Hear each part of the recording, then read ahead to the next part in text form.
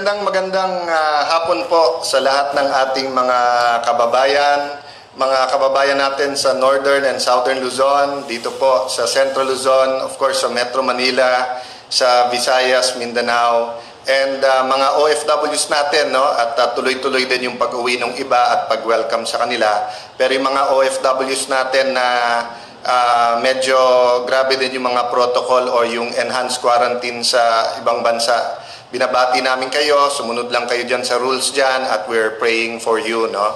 So, this afternoon po, I'd like to discuss yung yung pinakamainit na topic pa rin, yung paano po yung social amelioration program or yung 5 to 8,000 dahil medyo po may mga confusion. But let me start po with a Bible verse. It's Sunday and something to reflect on, no? Ito po. Okay. Enter through the narrow gate, for wide is the gate and broad is the road that leads to destruction, and many enter through it. But small is the gate and narrow the road that leads to life. Only a few will find it. Yan pong nasa Matthew 7:13-14, no? So before we go into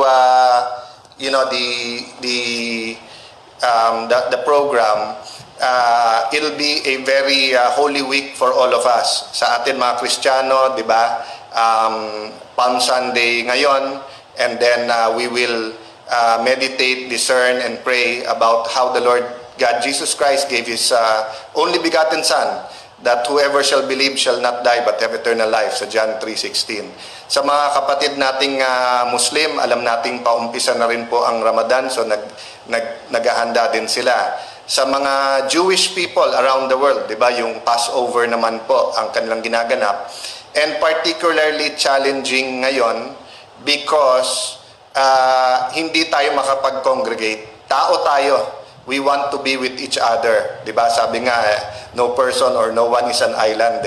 We want to be together. We want to worship with each other. We crave to be with family and community. No?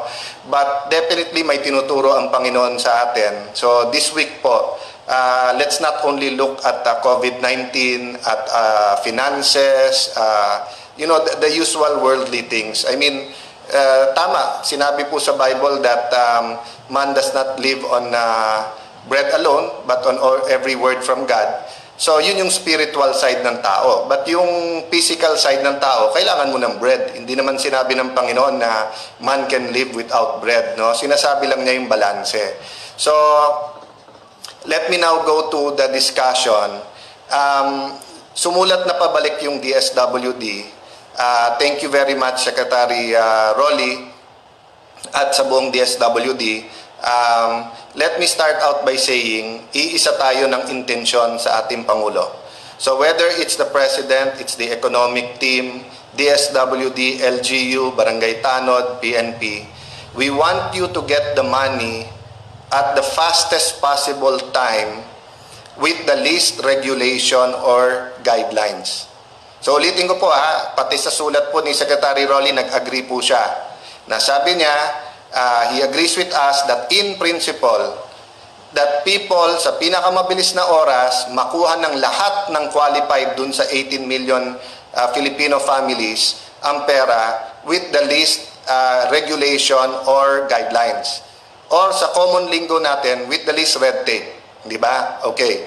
So given that principle, babaksak sa guidelines. So ano ba pakiusap sa amin nung March 21, nung kasama din namin si Sec Rolly, economic team, si Executive Secretary Miguel Dia, si Senate President Soto, ang sabi sa amin, pakiusap kung pwede, medyo flexible yung batas, wag na natin i-complicate para may flexibility ang executive branch para ma-deliver ito kaagad. And simpleng-simple po ang idea, payagan sila ng flexibility, makahanap ng 200 to 300 billion. 200 billion na yan ay para sa social amelioration, and yung 75 billion yung pang-address sa mga kailangan ng health workers, PPEs, yung mga additional allowances, and anything else the government would need without affecting the fiscal standing. Ibig sabihin, life after COVID. madaling guluhin ngayon yung budget at kunin lahat, no? Pero we also have to be very discerning. So yun yung agreement doon at yung po ay binigay namin, di ba? Halos 24 hours po kami nung araw na yon, March 23, Monday till Tuesday, nakauwi kami 4 p.m. But it was our pleasure, di ba? Masaya kami kahit puyat at pagod. Kahit the next 2 days sinabing may infected, hindi namin ni-regret. Bakit? Parati natin inuulit dalawa ang pwedeng pumatay sa atin, yung virus or yung kakulangan sa pagkain at gamot, di ba? So, what will kill us first? Is it the virus or the quarantine? So, we don't want that question to be a question at all. Ang gusto po natin, you can pray, you can stay home, you can save lives, and may take-home package kayo. Kaya ginagamit ko parati yung psst, psst, di ba? So that it's very clear that we should pray, stay home, save lives, and then yung take-home package. Okay. So, nung pag-uusap namin ng March 21 hanggang sa March 23 and after that, nag-usap po kami na because we gave them minimal guidelines under the oversight committee, we have veto powers. That's the first time in the world. Doon mo makikita na very democratic ang ating Pangulo and he believes in the democratic process. First time nagkaroon ng oversight committee na may veto power, no? Ibig sabihin kung hindi maganda guidelines, pwede naming ipawalang saysay 'yon, no? So when we talked with DSWD and the other secretaries sa IATF, sinabi namin ayaw namin manahimik, and then pagka tumagal o may problema, sasabihin namin sa iyo, we told you so. O sinabi ko na nga ba sa inyo O kaya maghihiring kami at para bang bida kami at kayo mali. Bakit? Kayo frontliners We care for you. Diba? Even DSWD, kahit marami kaming reklamo, lalo dito sa NCR, we care for you kasi kayo ang frontliners. Ganon din po sa LGUs. Lahat ng ginagawa po namin ngayon, no, parang ang nasa media kasi para bang magkalaban yung ibang congressman at saka local officials. Hindi po totoo yun, lalo po sa panahon ng kalamidad. I mean, there's one or two, but more or less po, everyone just wants to get the job done. So, ang mga mayors, mga kapitan, mga governors, nakikipag-usap din kami. Kaya ako na late ng konti. I had a very, very good discussion with Mayor Isko. And if in the capital, Manila, they have that problem. If sa lugar ko, di ba, yes, I'm Speaker of the House, but we follow the rules, no? And kung makikita mo sa Taguig, ang binigay na census is 200,000, a little bit less than 200,000, then ang inapprove na bibigyan is 102,000, minus 10,000 na 4-piece. Pero sa aming sariling house-to-house survey, at hindi bago to, it's been going on for the last 9 years, 270,000 ang household sa Taguig. So tinanong ko kay Mayor Isko, kamusta sa inyo? Sabi niya, well, ganun din, Speaker, no? 350,000 yung approved based on the 2015 census, pero 560,000 na ang households sa Maynila. So, you know, yung hindi natin dapat pag-awayan at sabihin nakakagulo ito o ganyan. Hindi. Kaya nga kami nag-uusap ng DSWD. Naputo lang ang communication namin and I'm trying to find out why. Because we were making the guidelines with them and we were consulting with governors, mayors, barangay captains, and yung mga chairman ng iba't iba naming committee, no? So, linawin ko po muna ng klarong-klaro yung point po natin sa sinong dapat tumanggap. Okay? So, yung doon pupunta yung guidelines at doon kami nakikiusap pa ulit-ulit sa DSWD. As of now, they have 7 memorandum circulars. All of them are live. They just amend partially, pero none of them repealed the other ones, no? So from memorandum circular number 1 to memorandum circular number 7. So nakakalito ito sa mga tao at public officials. Number 1 rule sa communications, internal muna yung communication. Kung tayo hindi nagkakaintindihan, isang pamilya lang tayo, paano tayo maiintindihan ng iba o ng komunidad natin or ng barangay o ng purok natin, no?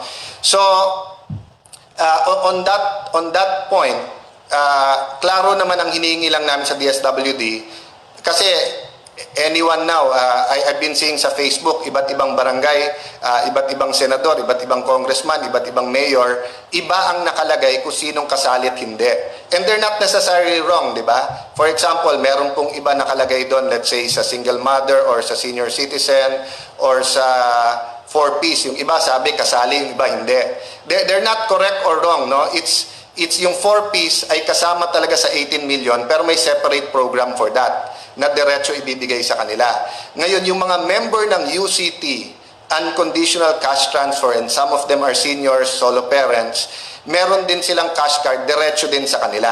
So in the sense na hindi sila kasama sa bibigyan ng barangay, pero kasama sila sa bibigyan ng 5 to 8,000. That's why nga, we're batting for simplicity. Yung po ang hinihingi natin sa DSWD. Okay, so let me go to the process, no? Yung proseso po, pinakita ko naman po sa inyo, di ba? Yung pag-analyze po namin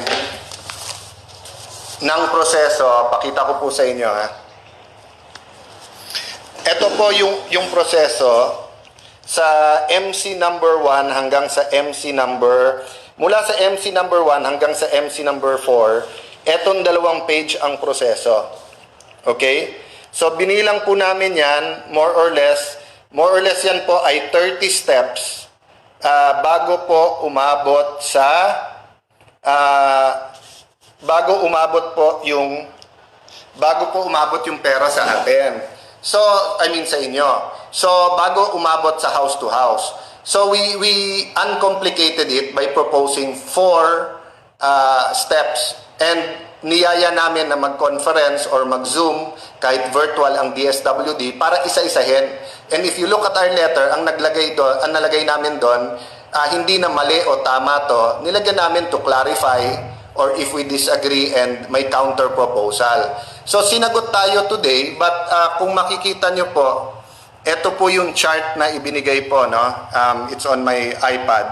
Makikita nyo po, no? Ito, to provide social amelioration card, 1 day. Okay? Mass production of forms ng LGUs, 2 days. Door-to-door distribution at saka pick-up, 2 days. Okay? To encode the form, 3 days. To field office DSWD, 1 day. And submit, 1 day. So that's 1, 2, 3, 4, 5, 8, 9, 10 days yan. Tapos ang sinasabi, na klaro naman na daw nila yung guidelines sa memorandum order, MC6. Yung MC6 po ay January 31. So, assuming you start on April 1, I don't think na dapat umabot ng April 10 bago nyo matanggap yung pera nyo. That's a counter proposal namin, 3 to 5 days, nasa inyo na yung pera. Eto, 10 days, hindi pa nyo sure nandun sa inyo ang pera. Yes, there has to be accountability. That's why pagka inisa-isa mo yung prosesong binigay natin, ay makikita mo, meron accountability doon. Don't get us wrong, no? The DSWD did not disagree with us on everything. They agreed with us at binago nila yung guideline na download na kagad yung pera. Huwag na nila hintayin yung forms and everything from the LGU kasi baka ma-delay. They agreed with us na house to house. They agreed with us and thank you very much sa COA. We helped together, put our minds together, give suggestions para nga pumayag na picture na lang sa bahay-bahay kasi may cellphone naman ng mga tao rather than papirmahan sa receive. So we have done good work together, no?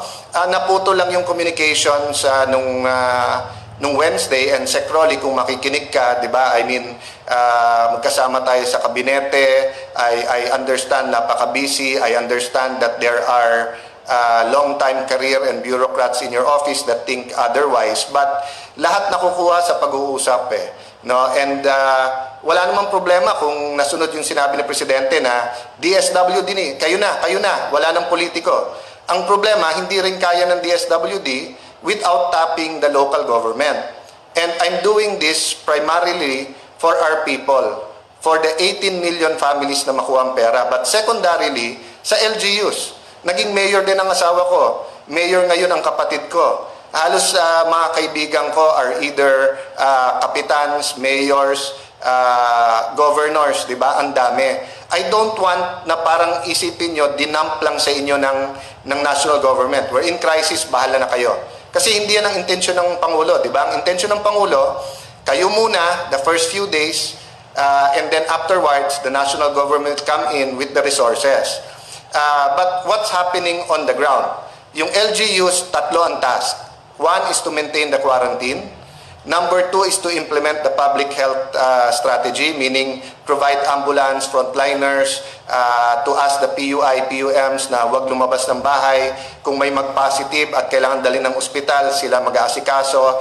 Ang mga mayors din po ang nagdadagdag ng beds, although the national government has come in, and thank you very much, Presidential Advisor Vince Dizon, no, and the whole team. Thank you to the economic team for supporting, and yung mga donors, no. And then the third po na kailangan gawin ng LGU, social amelioration. So yes, everyone is busy. No, kahit ako po halos siguro 8 to 12 hours. Ang hingi lang nila ni is 1 meal a day. Magkasama kami kasi total naka-quarantine kami together. But even during lunch and during dinner, I'm all on the phone all the time, no? At alam ng mga kausap ko na to, lalo yung mga kongresista and yung staff, yung speakers team that we're working with, no? And the businessmen and the other health experts na tinatawagan ko now and then, no? So, which goes to the forms, okay? So, may konting confusion ngayon or may konti about the forms. Bakit po? Kasi last week po, sinabi ko, lahat bigyan ng forms. Bakit ko po nasabi yan? Kasi po, nagbasa ako ng guidelines at araw-araw naming kausap ang DSWD. At tinanong namin sila, pwede bang wala ng form? Sabi nila, hindi pwede kasi paano natin ma-judge kung qualified o hindi kung wala tayong data. Walang problema sa 6 million, almost 6 million, yan po ang 4Ps at saka yung UCT kasi may data na sila. May additional 3 million po sila na may data sila pero wala pang cash card. Okay, so sa 18 million na kabuuan na pamilyang Pilipino na bibigyan ng 5 to 8,000, 4.4 million 4Ps, almost another 1.5 million yung UCT and other, and then yun lahat may cash card, kaya walang problema yan. You should get your money ASAP na, no? Dinideposito na, makukuha nyo sa cash card nyo yan. Pero yung 9 million, yung 3 million na poor din, or near poor, may listahan pero walang cash card. And then may additional 9 million ka kasi nga naka-enhanced community quarantine tayo. So, ang sabi ng DSWD, kailangan mo yung form para ma-assess natin. And then, 4 ang steps nila for approval or validation. Va-validate ng barangay, i-encode, i-validate ng social worker, i-validate ng munisipyo, tapos i-validate ng central office. So sabi namin, masyado maraming validation, tatagal to masyado, di ba? Parang, yes, ayaw natin magkamali, ayaw natin madoble, ayaw natin may corruption, pero kung gutom na tao, patay na kabayo, bago nila makuha, you know, the safe, kaya nga graft and corruption eh. Yung corruption, yung ninakaw mo yung pera. Yung graft, yung sa sobrang inefficiency, may damage. And in this case, the damage is to life eh. Diba? If people don't get their medicines, hindi lang naman COVID-19 ang problema. Marami pong hikain, marami pong may diabetes, marami pong may high blood na hindi nakakapag-trabaho ngayon, hindi nila nakukuha ang gamot nila. That's why nga very wise po ang economic team led by Secretary Dominguez and Secretary Avisado in saying cash ang ibigay. Kasi whether toiletries yan for proper hygiene, whether food, whether gamot, di ba? Yan po ay kayo na magdesisyon at bukas naman po yung mga tindahan around you, di ba? Or at least yung mga groceries. So, yun po ang kabuuan kung bakit kailangan ng form. So, biglang sinabi sa amin, sir, hindi nyo pa maproproduce yung form sa mga local kasi kailangan ng barcode. So, yun po sinulat namin sa kanila na pampatagal po ito at gagamitin nyo naman yung barcode to verify after. We can have a validation house to house. We'll make it very quickly. How? One day, i-print yung form. The next day, i-distribute. in the same day or the next morning, kasama na yung validation team. House to house binavalidate kung sinong may kailangan. And then after that, payroll na, pwede nang ibigay sa tao ang pera. So kaya namin sinabing 3 to 5 days, depende gaano kabilis yung LGU. We want to help the LGUs. So mga kapitan, mga konsehal, mga bukal, mga governors, vice governors, mayors, vice governors, we're doing this to help you. And the congressmen are every day thinking of ways, aside from legislation, how to help even through oversight and yung kanya-kanya ding mga donation. So yung bawat block natin, let's say yung Metro Manila, and then gumawa din kami ng Greater Metro Manila, may proposals at may concerns yan na everyday, no? Okay, so saan nagkaroon ng confusion? Ngayon, biglang dinagdagan ng DSWD, hindi lang ng barcode but control number. And then, binago din po yung sinabi sa amin na initially ang numbers and I think it's here, no? Let me see. Initially, yung numbers ay ang usapan initially kung ano yung nasa 2015 census. But we know that's 5 years ago, and we know na nung build, marami din lumipat sa mga highly urbanized area, Metro Davao, Metro Cebu, Baguio City, yung Tarlac, Pampanga area, and Metro Manila, no? So, ito po yung nilabas nilang list. Yan po ang binigay nilang initial. Pero tignan nyo po sa Metro Manila, no? Nasaan yung iba kong form? Sandali ha. Meron po ako, pinakompute ko yung percentage dito eh. Ito po. Okay? So, walang problema po sa ito po, sa BARM, dahil po 93% mabibigyan. Sa Region 12, 83%. Sa Region 10, 80%, no? Pero dito po sa Metro Manila, 54% lang ang mabibigyan. Hindi po problema yan kung 54 or 55% lang ang may kailangan. Pero katulad nga po sa Maynila na 360,000, 350,000, naging 560, saan kukunin ni Mayor Isko yung additional 200,000? And dun po sa mga nagrereklamo pong mga kapitan at etc. at sinasabing gumugulo, kaya po tayo nag-advocate, kaya natin ine-exercise yung ating oversight powers, kaya nga nakapirma sa sulat namin ay yung members ng oversight committee para linawin, no? So, ang sabi ngayon, may listahan na daw ang DSWD kung ilan, yun lang ang bibigay sa uniform. So let me tell you the problems that will create. I asked Mayor Isko, I asked Mayor Lino, and nakiusap ako kay Mayor Lino, tanungin sa ibang ibang mayor hanggang sa kapitan, kung totoo o hindi na ayaw ibigay ng DSWD yung listahan ng 4Ps sa kanila. Pare-parehong sagot po sa akin. Pati po dun sa nakikipag-usap sa amin from DSWD, they agree, hindi po sila magbibigay ng pangalan ng 4Ps.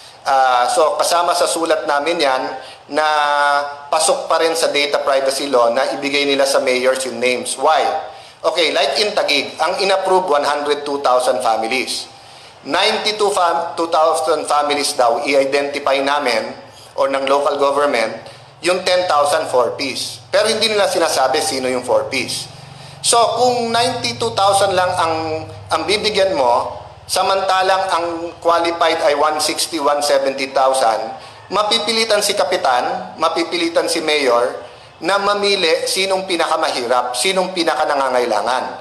And usually, ang pinakanangangailangan, 4Ps. Kaya nga tinanong ko Mayor Isko, anong ginawa mo, Mayor? Sinabit daw niya sa DSWD kung sino yung binibigyan at pinakamahirap, ang DSWD daw ang magtatanggal kung sino yung sa 4Ps. Di ganun din, humaba pa yung proseso, di ba? So, yun ang isang example po. So, problema po ng mga kapitan ngayon, kulang na nga yung forms nyo, pero pag pinamigay nyo, pag binigay nyo sa miyembro ng 4Ps at pinirmahan yan, nawalan kayo ng isang pamilya na pwedeng bigyan. Di ba? Kasi pwedeng sabihin hindi dumoble kasi chinek naman yan na 4Ps siya. So, hindi nyo siya bibigyan. Pero ang ibibigay sa inyo, eksaktong eksaktong number ng forms. Kagabi, medyo late na po ako, actually madaling araw na po ako natulog. So, I was watching Cabsec Carlo Nograles sa TV at yung isang tanong sa kanya nung netizen, pag ako ay hindi botante sa lugar ko, kung nasaan ako ngayon, bibigyan din ba ako?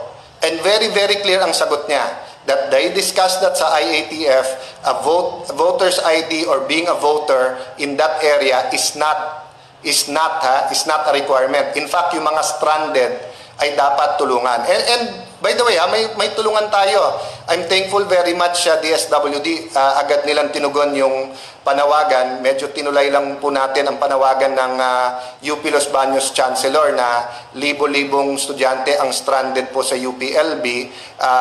Nagre-raise lang silang money na makakain twice a day. At agad rumisponde po ang DSWD and we're still coordinating kasi meron pang estudyante. So there's no conflict between us and DSWD. This is a professional discussion, no? But we're involving the public because you have the right to know. Katulad ng sinabi ko, pag ganitong crisis, isang pamilya tayo, being candid and honest and discussing everything in the public will take out any suspicion between everyone. So dun po sa example ni Carlo, no? Secretary Cabsec Carlo. So paano ngayon kung hindi kilala ng kapitan yung stranded sa kanila or yung hindi botante? So hindi mo bibigyan ng form. So hindi siya ma-assess. So hindi na nga siya nakasama, hindi pa siya nabigyan ng form. So may iba po kasi, kanya-kanya po kasing philosophy yan eh. Yung iba, ang philosophy nila, wag mong bibigyan ng form, baka mag-expect. So let me make this clear, no? The economic team has package 1, which is for the 18 million Filipino families, the poor and near poor, informal sector ng ating ekonomiya, and for the health and medical professionals, including PPEs. May package 2 na parating, which is for the formal sector, including the micro, small, and medium enterprises. But the government has continuing programs, for example, sa microfinance, ang ating pong central bank halimbawa ay ang daming pagkilos na ginagawa para sa mga negosyo at bangko, and then Andole, for example, is on top of some of them who are in the formal sector. So yun po yung 6.6 million families para mabuo yung 24.6 million Filipino families. So ang sinasabi ko po, by giving everyone the form, you will be able to evaluate and identify and validate sinong dapat bigyan at sinong hindi. So, halimbawa ngayon, in-announce nila kung meron ka kahit isa sa pamilya na senior, na meron PWD, meron solo parent. So, lahat yan nag-expect. Pag hindi mo binigyan ng form yan, wala silang chance to prove that they're qualified. No? So, yung iba, sinasabi, huwag magbigay ng masyadong maraming form kasi baka mag-expect. Habang binibigay mo, sinasabi mo naman Sir, ma'am, eto po gagamitin natin to evaluate. Pero yung alam niyang qualified siya at wala man lang siyang form, wala na siyang pag-asa. So, that's why nagtaka ako bakit biglang nagbago yung usapan at pag-uusap namin with DSWD na ngayon sila na namili kung ilan. Nung una, sinabi initial lang yon. No? That's why I'm making a personal appeal, no? Not only sa ating Pangulo, sa economic team, sa DSW, IATF, masyadong maliit yung 54% sa Metro Manila. If you're making a mistake by 10%, that's 320,000 families. And I know, hindi yun ang intensyon, no? At hindi yun ang gusto ng economic team, hindi yun ang gusto ng gobyerno, hindi yan ang gusto namin sa legislature, hindi yan ang gusto ng mga senador. But of course, kailangan maghanap ng pera kasi it already equals 17,956,000 and another 93 families, no? So we really have to look at the statistics and we have to look to find a solution here. But I'll show you another thing that will bolster my argument, no? Dun sa mga kapitan na or yung iba nagtatanong. Ayan po, guidelines po to mismo ng DSWD. The barangay shall identify and prepare the list of qualified beneficiaries based on eligibility requirements provided in these guidelines. The listed beneficiaries will be profiled through the use of social amelioration card. So malinaw po yan Ang mag-identify barangay Titingnan nila qualified, profiled from the social amelioration card. Meaning, kung wala kang card, hindi ka kasama sa ipro-profile, wala ka ng pag-asa. So the SAC or social amelioration card shall be the mechanism of eligibility. Shall be the mechanism of eligible families to access any social amelioration program from any government agency, including the DSWD. Okay? Ayan po, tapos ito po, kasama namin binuo po yan. The identified personnel barangay will conduct a house-to-house distribution. House-to-house distribution of the SAC forms. Diba? Okay. So let me go back to that. No? Kung alam nyo na kung sino at fix na yung number mo, ba't pa tayo magbibigay ng card? Magpa-submit na lang tayo ng listahan. Ngayon, sinasabi natin, meron mahuhulog sa DA katulad ng fisher folk at ibang farmers. May mahuhulog po sa, or may masasakop po ang DOLE, may masasakop ang DOTR. But under your joint guidelines, it's the social amelioration card that will determine kung saan programa ka. So, kung hindi mo bibigyan ng card lahat, no? So meaning may nakita kang malaking bahay, tinanong mo, kinatok mo, boss, ilan ang pamilya diyan? 4. Ay sorry po, isang form lang kayo. So may 3 pamilya doon na cannot even argue whether or not sakop sila. Now what if you give them 4 forms? Yung isa yung may-ari ng bahay and clearly may income, clearly may kaya, clearly nasa formal sector. So sabihin mo, ma'am, hindi po kayo kasama. Kung hindi makabayad ng renta yung makasama mo, may ibang programa ang gobyerno dyan. The other family, nasa formal sector kasi nasa hotel nagtatrabaho, for example, and continuing sweldo. So i-explain lang sila, boss, hindi ka kasama kasi tuloy-tuloy ang sweldo mo. But the 2 other families ay kasama. No? So that's the value po that we will have forms for everyone. No? We cannot play politics here. We cannot think na pag binigyan magtatampo. Kahit anong mangyari dito may magtatampo. Kasi supply and demand yan eh. 'Di ba? Lahat kailangan, lahat gustong mabigyan. So we're just trying to put more logic and sense into all of this. So let me show you the form. Nakita nyo na to, but let me show it to you again, no? Okay. Ayan po yung form, at makikita nyo po, medyo kompleto sa datos, at pati kung ano sakit nung pamilya, anong kondisyon, ano yung mga sakit and everything, no? So, kung hindi ka mabibigyan ng form, paano malalaman ng DOH, for example, yung mga may high blood at kailangan ng gamot, di ba? So, paano po malalaman ng IATF kung ilan ang vulnerable sector? Kasi part of asking the pre-existing medical condition is not only for the social amelioration. It's also for our scientists, especially yung data scientists and medical professionals, to see gaano ka-vulnerable ang population sa isang lugar, because we know that COVID-19 hits worse dun sa mga may underlying medical condition. So, kung hindi ka mabibigyan ng form, walang record yung gobyerno tungkol sa'yo, no? Then going back to the process, di ba? Why do you have to encode for 3 days when may form ka naman? So gamitin mo na yung form para ibigay yung pera, then afterwards, saka nyo i-encode dahil may pangalawang bigayan pa naman sa Mayo.